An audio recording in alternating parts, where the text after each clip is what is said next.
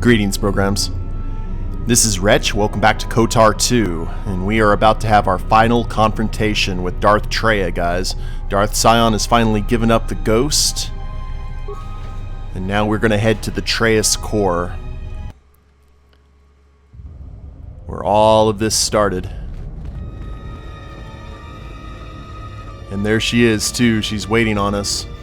I went ahead and I'm using the aggression, the Otaro lightsaber form, which is good against a single opponent, which I probably should have used against Sion, but I am as well equipped as I can possibly be for this battle, I think.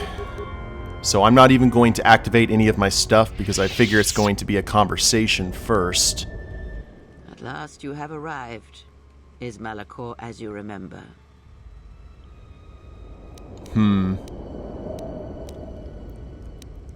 It's not too late, Kreia.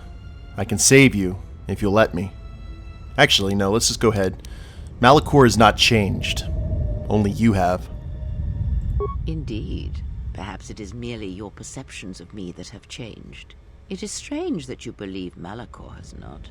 But it has always been timeless to you, this place, and words have always been inadequate for the horrors that took place here.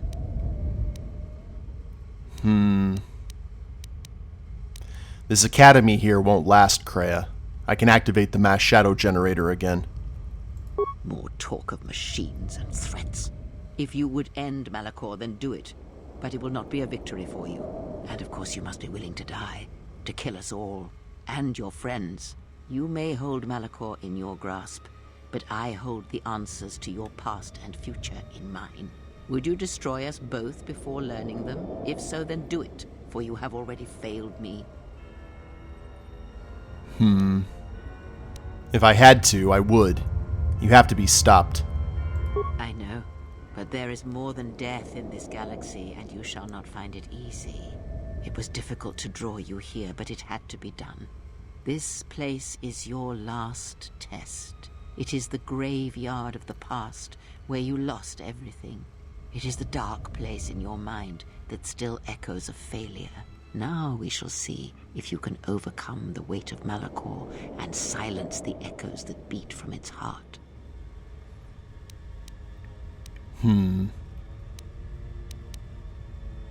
There's much I must ask you. You no doubt have many questions. I would be a poor teacher if I did not give you the answers you seek here now.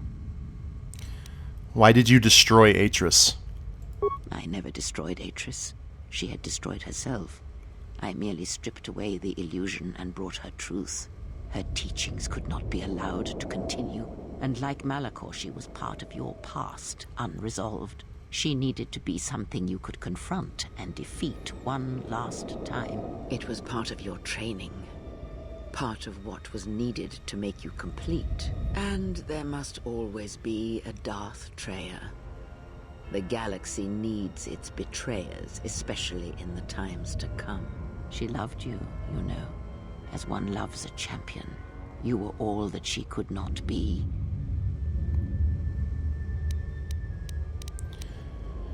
I had thought she had nothing but contempt for me. Yes, it is all that is left unsaid upon which tragedies are built. More echoes traveling through the Force. Why have you done all of this? It is said that the Force has a will. It has a destiny for us all. I wield it, but it uses us all, and that is abhorrent to me, because I hate the Force. I hate that it seems to have a will, that it would control us to achieve some measure of balance when countless lives are lost. But in you, I see the potential to see the Force die, to turn away from its will, and that is what pleases me. You are beautiful to me, Exile.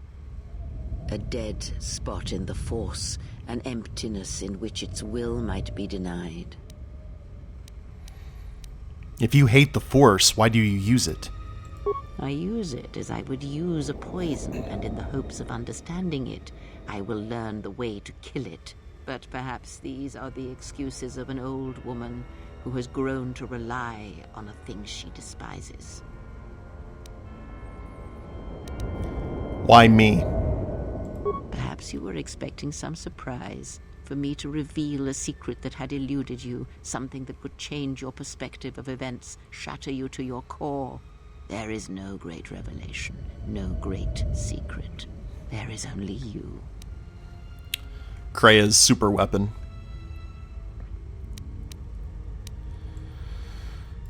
What happens now? The apprentice must kill the master. If you do not, I will kill you. If I do not, then all you have achieved will be as nothing, as empty and as violent as Malachor itself. I will not fight you. Then you will break, and then, my apprentice, you shall die. It's not too late, Kreia. I can save you, if you'll let me. I have thought of this moment more than you know, and I wondered if here, at this ending between us, if you would care enough to try to save me. If a Jedi could find it within themselves to spare one who has fallen so far. I wanted you to say those words. For that I am grateful. But I do not want your mercy. I want you to break. Well, let's go ahead and get to it then. Then let us end this. Oop. Alright.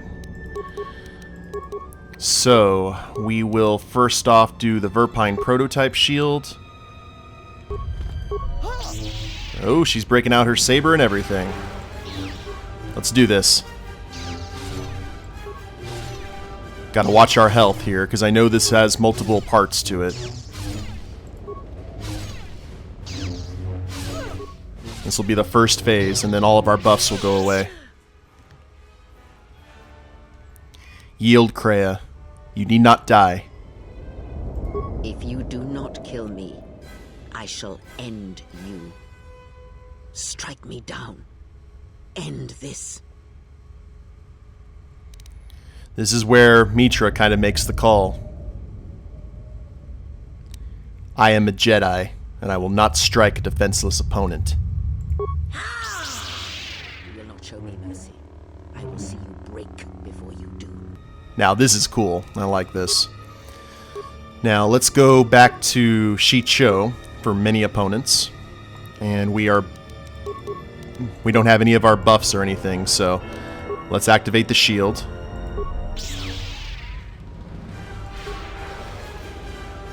And I don't know if force powers are going to necessarily work here, so we're just going to alternate between healing and Master Flurry, because I think that might be our best bet. That's one down. Let's refresh our Force Enlightenment. Verpine prototype shield is gone. Let's go ahead and get another one equipped. Easy there. Fortunately, she's not jumping in on the fight. That would be bad. Alright, here we go. That's another one down. And if she's sitting there controlling it, that all of her focus is going into the saber, so she can't jump in. It is done. At last, it is done. You are greater than any I have ever trained. By killing me here, you have rewarded me more than you can possibly know. She created an apprentice that she considers greater than Revan. Kreia, there's still time to save you. Save me? You already have. It is enough what you have done. From now into the future. So, what happens now? It is your choice. I had hoped you would follow Revan's path, but you and Revan are different, and your path is your own. You may take one of the ships that orbit Malachor and depart this place, or you may remain here on Malachor and wait for the others, those touched by the Force, who will come in time. Or you may return to your exile, where your presence will no longer affect the actions of others. There is no dishonor in any of these choices.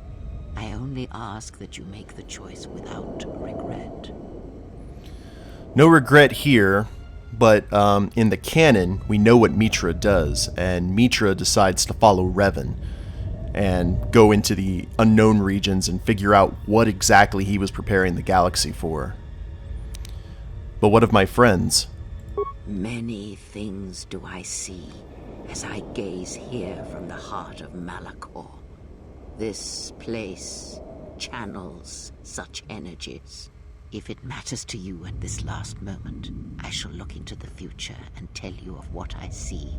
It is my last gift to you, from one exile to another. All right. What will happen to my friends? You travel with them for so long, yet you do not know them still.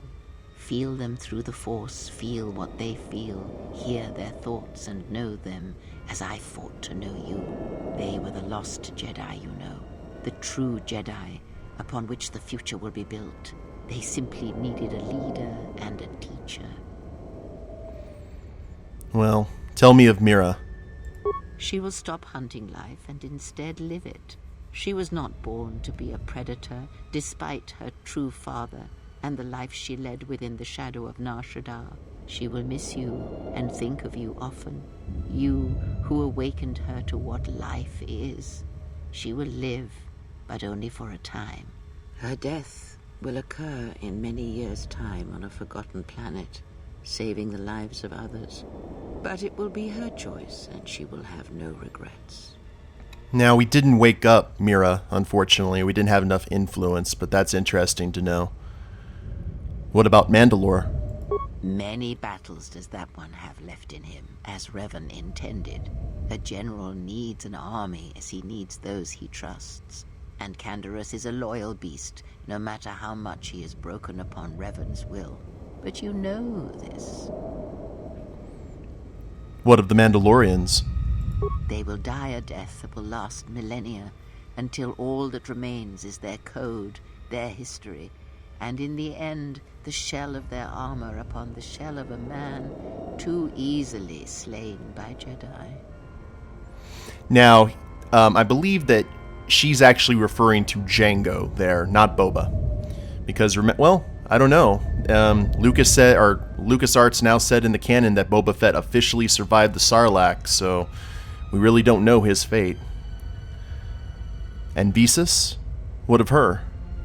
The blinded one shall return to her home world, and she shall look upon the surface of that world, and perhaps at last see what she was meant to see. Her life has been changed by your meeting in ways that may not be felt for decades to come. Did I save her? Salvation is a relative thing, but as you understand it, yes. And the disciple? He cannot help but love you in his way. It is a pure, ideal love he holds, yet somehow it never dulls in your presence or through your actions. If he leaves this place, he will leave the galaxy behind him. He will sit upon the new council, reluctantly as all good men do, and he will not forget the Jedi who had lost the Force, yet showed him the way to reclaim it. After that I do not know. I do know that you must leave him behind, the same choice that Revan made. Where you are destined, you must not take anyone you love. And of the ones who traveled with you, that is all I see. Now that's really cool because I've never played a female character, so I didn't know the Disciple sits on the new Jedi Council. But what about Atton? Atton is, as always, the fool. And the Force watches out for one such as him, I feel, as it does for the old such as I. And you? I would have killed the galaxy to preserve you. I would have let the galaxy die. You are more rare than you know, and what you have taught yourself must not be allowed to die. You are not a Jedi, not truly, and it is for that that I love you. And what about Bao-Dur and the droids? Their paths are unknown to me. Even the small one who waits for you outside this place. I sense it has one last journey for you. You must go where Revan did, into the unknown regions, where the Sith, the true Sith, wait in the dark for the great war that comes. The purebloods. And Revan, he came here, was here. What happened to him? It is because he remembered what lay buried here, this place, its teachings. It paved the way to Korriban, you know, the remnants here. And because Malachor, like Korriban, is on the fringes of the ancient Sith Empire, where the Sith wait for us in the dark. But we fought the Sith. Have we? You thought that the corrupted remnants of the Republic, the machines spawned by technology that Revan led into battle, were the Sith? You are wrong. The Sith is a belief, and its empire, the true Sith Empire, rules elsewhere. And Revan knew that the true war is not against the Republic. It waits for us beyond the Outer Rim, and he has gone to fight it in his own way. And he left the Ebon Hawk and all its machines behind, for he knew he would not need them. And like you, he knew he must leave all loves behind as well, no matter how deeply one cares for them. Why? Because such attachments are not the way of the Jedi, and they would only bring doom to them both in the dark places where he now walks. It would have helped had he made her understand, but she was always strong-willed, that one, and did not understand war as Revan did. Bastila. Why did you not follow him? Because I did not know where he had gone. If he had asked, would I have gone? I do not know. But he will need warriors, Sith and Jedi, any who can be sent after him into the depths of space, for any who know the way. Perhaps you shall go there with him and do battle at the end of all things. Instead, I remained here, and now show others the way. And what of the Republic? The Republic will fall, as it always has. A fall that will take millennia, under the care of the herds of Ithor. The surface of Telos will bloom again, and its golden fields shall again harbor scientists and thinkers. And complacent and peaceful, it shall forget the time that Saul Karath orbited it and brought fire to its skies. But it shall be a home world again to others who will stretch out across the galaxy and bring life.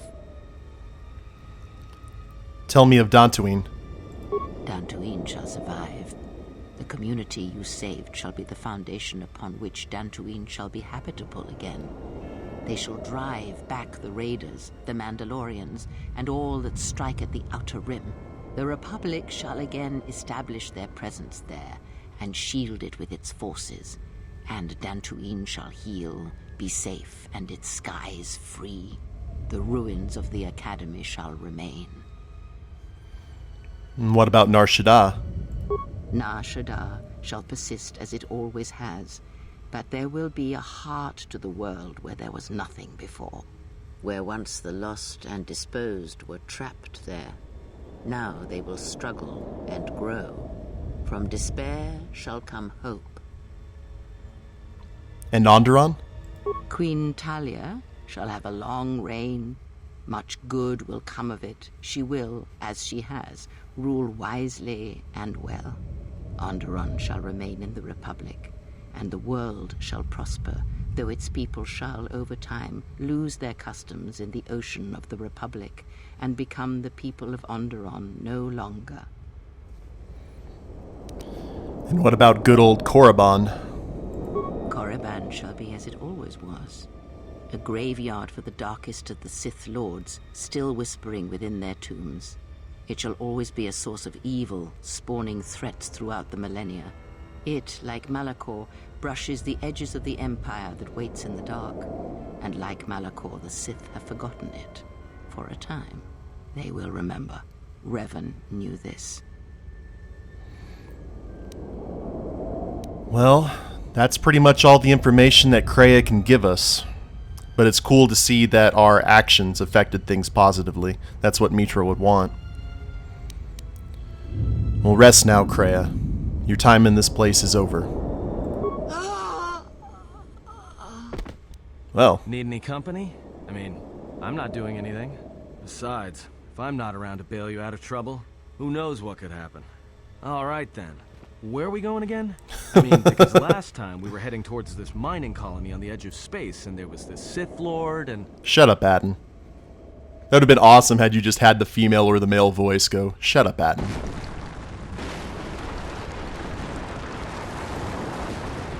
And down goes the Academy. And I bet T3 and them were actually fixing the Ebonhawk.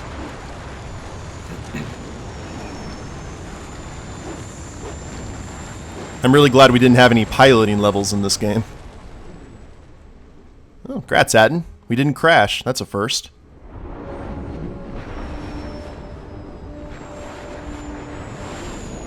And now the mass shadow generator is going to complete its work and actually let Malachor go.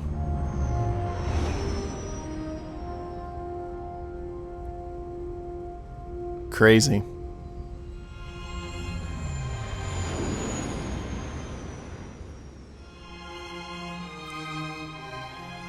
And off goes the Hawk into the unknown regions.